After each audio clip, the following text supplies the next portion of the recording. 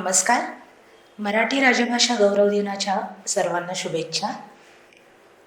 खरं तर आपण मराठी साहित्य वाचतो, ते अनुभवतो आणि ते अनुभवत असताना आपल्याला अनेक वेळा वेगवेगळ्या पद्धतीचे, अनेक वेळा वेगवेगळ्या दृष्टीने काही साक्षात्कार व्हायला लागतात. अर्थात मराठी भाषा आपली जवळची, प्रेमाची असल्यामुळे ते सहज घडत जातात. पण अनेकदा आहे ना, आपली मराठी भाषा मरू घातलेली आहे, ती आता संपत आलेली आहे.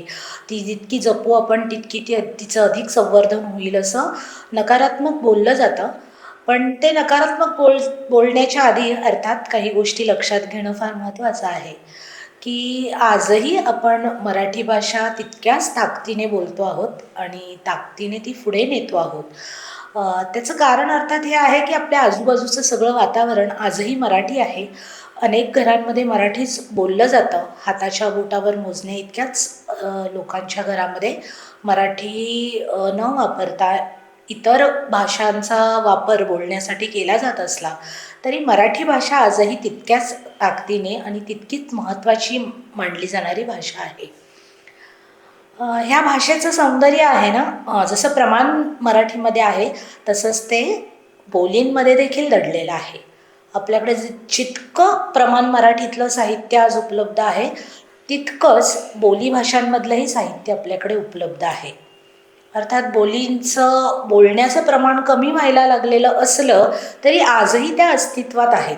मध्यंतरी आपण दिवाळीच्या निमित्ताने शिक्षण विवेकचा बोली विशेषांक केला आणि तेव्हा आम्हाला एक सुखद धक्का बसला, की बोलीभाषांमध्ये आपल्याला माहीत नसलेल्या बोलीभाषांमधलं लिखित साहित्य आमच्यापर्यंत पोहोचलं. त्यामध्ये कथा, कविता, ललित लेख किंवा माहितीपर लेखांचा देखील समावेश होता. तर ह्या बोलीभाषांचं संवर्धन एका बाजूला त्या बोली बोलणारे समूह करत आहेत.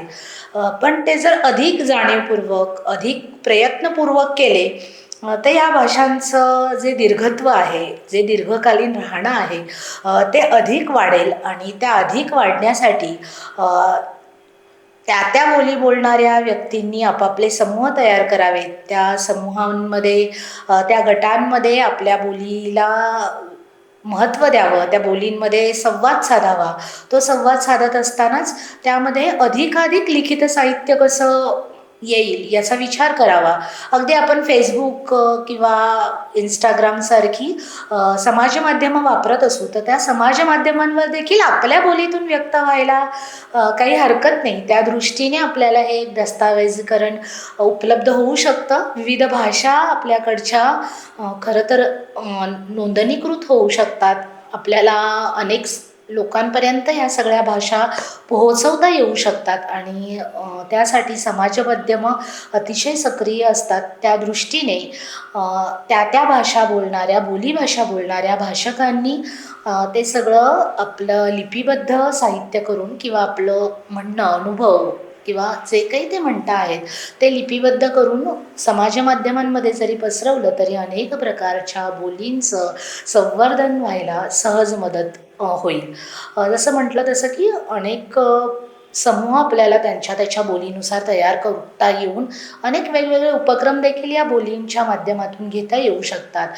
त्यामध्ये काय, 1 मिनिट आपल्याच बोलीमध्ये बोलासारखा एखादा उपक्रम असेल किंवा प्रश्नमंजुषा आपल्या बोलींमधल्या तयार करता येऊ शकतात. त्या तयार करत असतानाच अनेक कविता संमेलनं घेता येऊ शकतात.